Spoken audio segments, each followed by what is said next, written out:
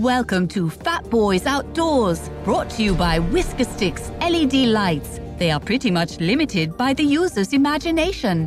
Find them on Facebook.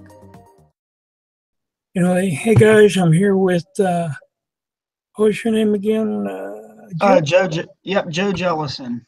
Yeah, and he's visiting for Christmas break, and it was good enough to come and chat with us this morning. So how you doing? Doing well, man. I appreciate you having me on here. Yeah, I know here a while ago we was talking about if you fish much, and you told me that you fish tributaries and.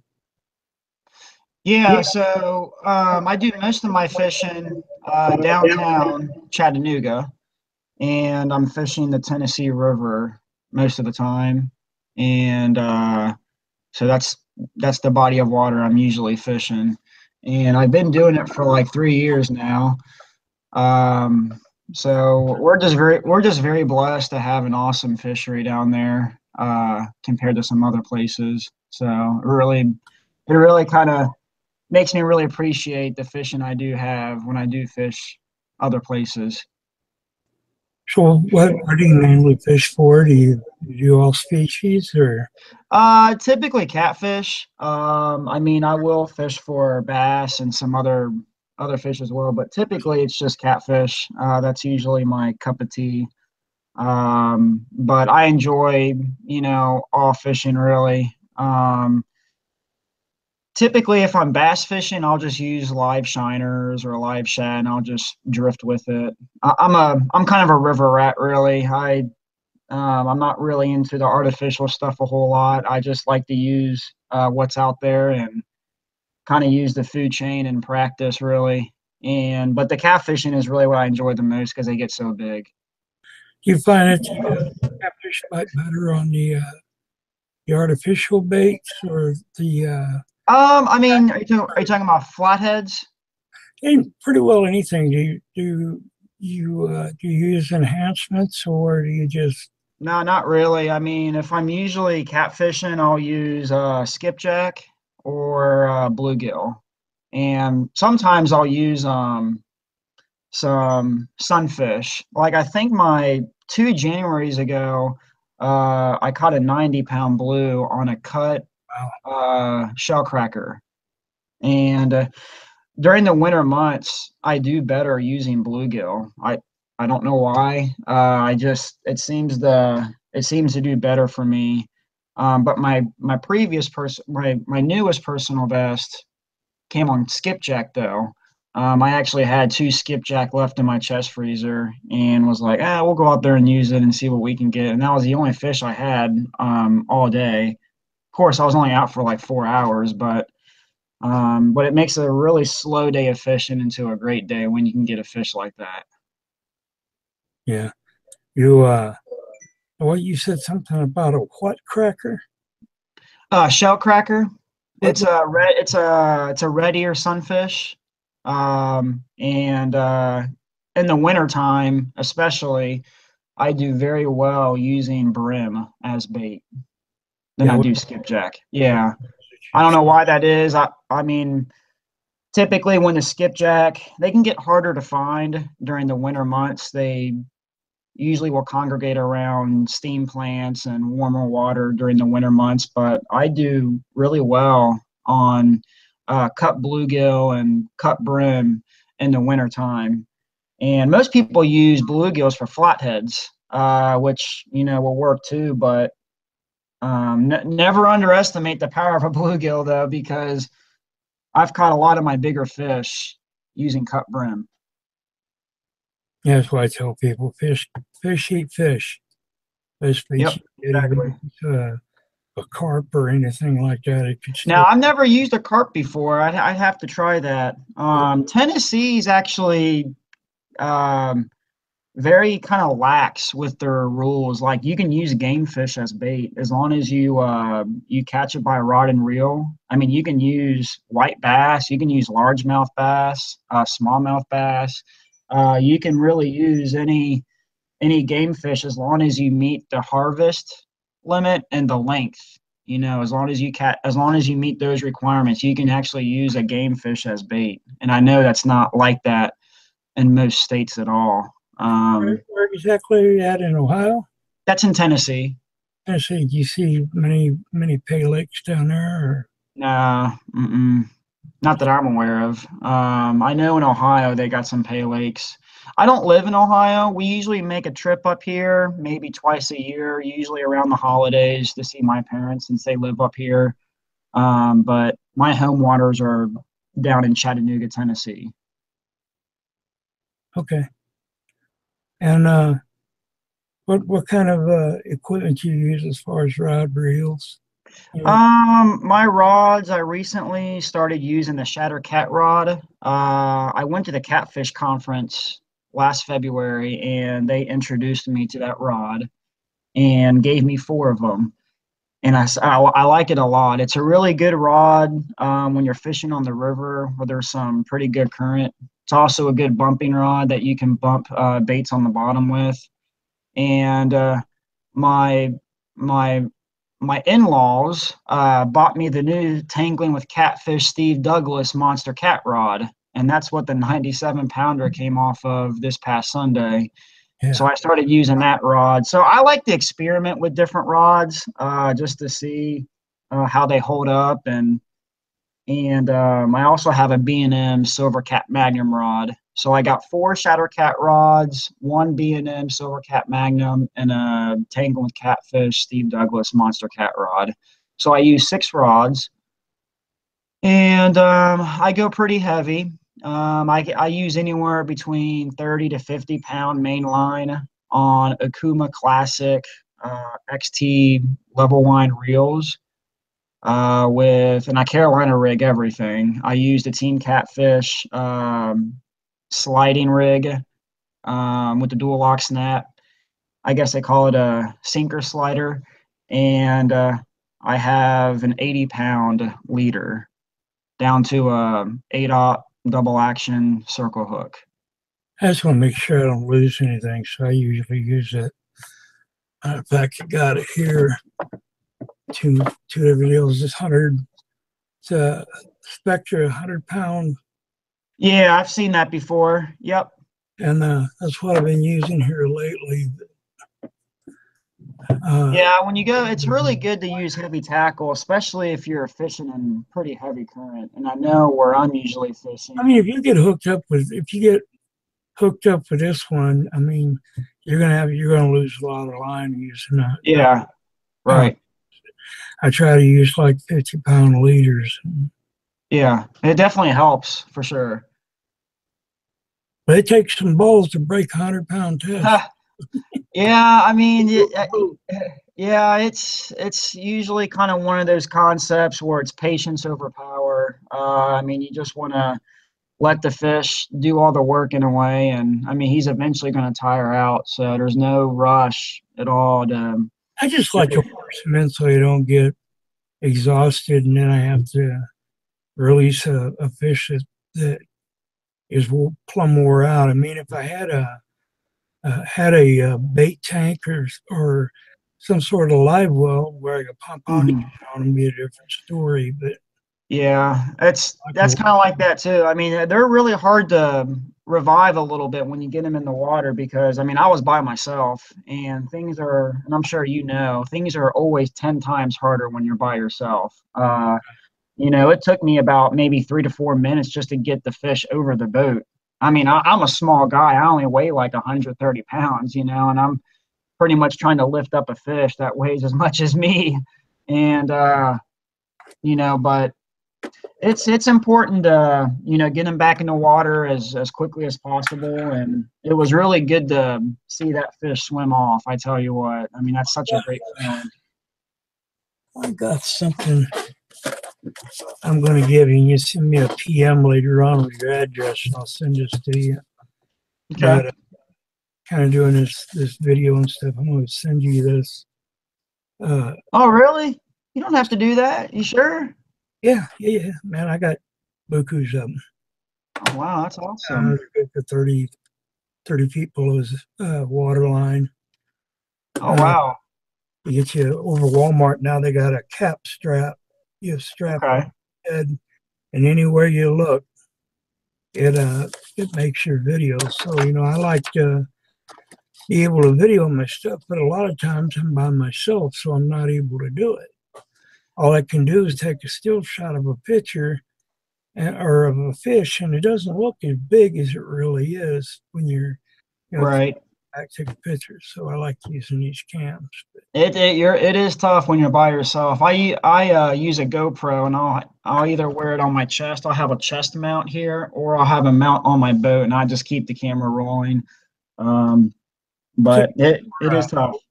more boat than bank then? I'm sorry? You're more boat than bank?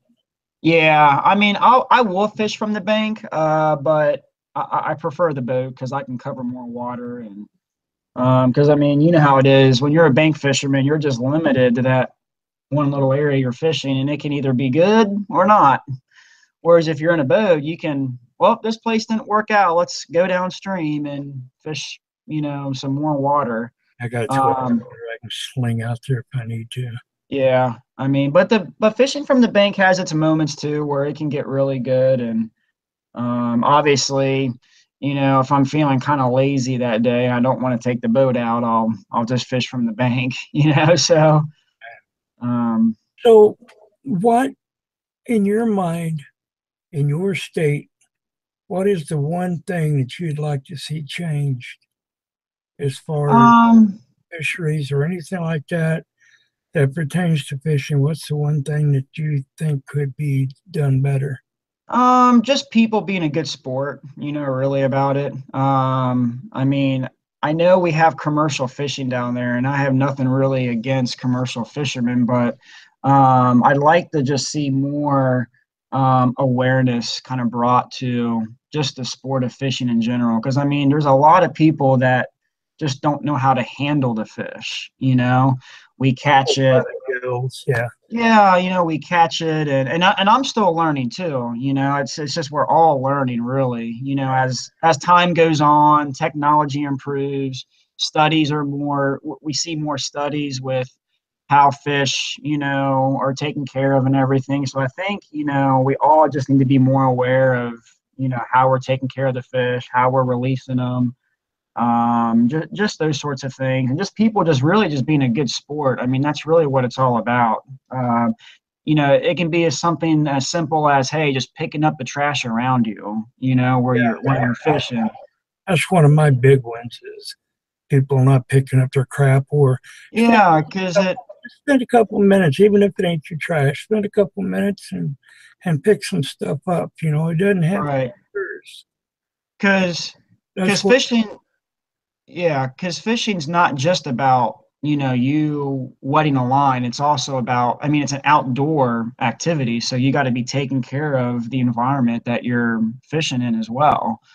So I think that's just, I mean, those are just the biggest things I see. I mean, it's good to see that more people are fishing, though. I mean, catfishing is kind of an old timers type fishing thing, but we see a lot of younger guys getting into it, and I think it's good to see catfishing grow.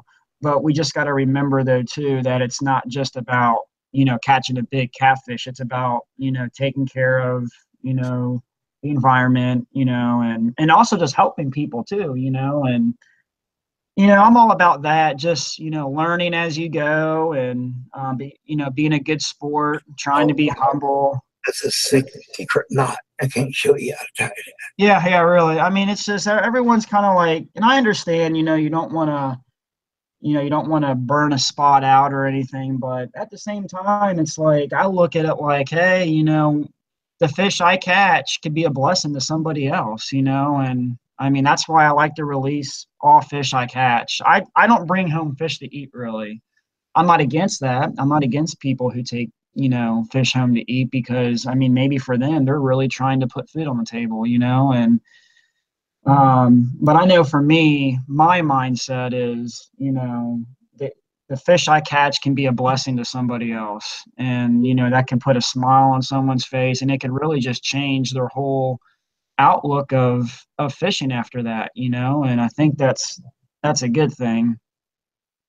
Well, I think that people ought to pick this stuff up, that for sure, and I agree with you on every point that you've touched on so far. But um, there just has to be better. And some of these guys are taking these kids out and are putting, sitting there putting them on catfishing. Well, when you got a 4 to an 8-year-old out there, their attention spans about like that.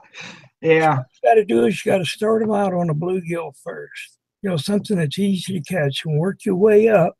Right. That catfishing, and that's the way that my grandpa did me, and you can't take a 4-year-old out and just expect him to sit for 45 minutes to catch a catfish. When you can sit there and pop bluegill every 2 or 3 minutes, I agree. I mean, I have a 5-year-old and I have a 1.5-year-old, and I take them fishing, and you're right. It's all about the small things with them, though, and like my 5-year-old, she doesn't like reeling in fish, but she likes, putting the fish back in the water. So, as long as you're introducing them to a great outdoor activity, I mean, they don't even have to like fishing, but at least you're making the effort to introduce them. You And ever have to fend for yourself, and you have to eat at least right, a mile. right, 100%. I don't have to So, stand in a food stamp line or right. a food bank. I just grab my rod and reel and dig up a few worms and catch some panfish if I need to. Oh yeah, definitely. I mean, we every now and then we bring home fish to eat, and if we're going to do that, it's usually like bluegill or crappie or something like that. Yeah, But good to eat. I'm sorry. I love panfish. Oh yeah, I think it's the best eating. I think it's the best eating. Throw in some cornmeal, and oh my gosh. Oh yeah, oh yeah. So, Well, is there anybody that specifically that's helped you get where you're going, whether it be a sponsor, whether it be somebody that supported you while you was fishing? Who would you uh, want to put into that list? first and foremost, my wife. She supports me probably more than anybody with this, because I mean, it's tough, especially when you have kids. And I make YouTube videos, and I typically upload and publish a video on YouTube once a week. And she understands kind of the pressure of that. Just being able to keep my audience engaged, and so I give her really a lot of the credit. Just her allowing me to go fishing, and because it's tough. I'm usually out every weekend, and I'm a school teacher. I'm a wrestling coach. So during the week, I'm not getting home till about 5:30, and then I have a few hours to spend time with my family, and then on the weekends I have wrestling tournaments, and the time I can get on the water is usually like a Sunday morning, Sunday afternoon if we're not going to church that day. But she seems to be really supportive of what I do, and I give her really all the credit with that. But as far as people who have helped me just with my fishing, I give Ty Conkle. I don't know if you know who he is, but Ty Conkle is a good friend of mine.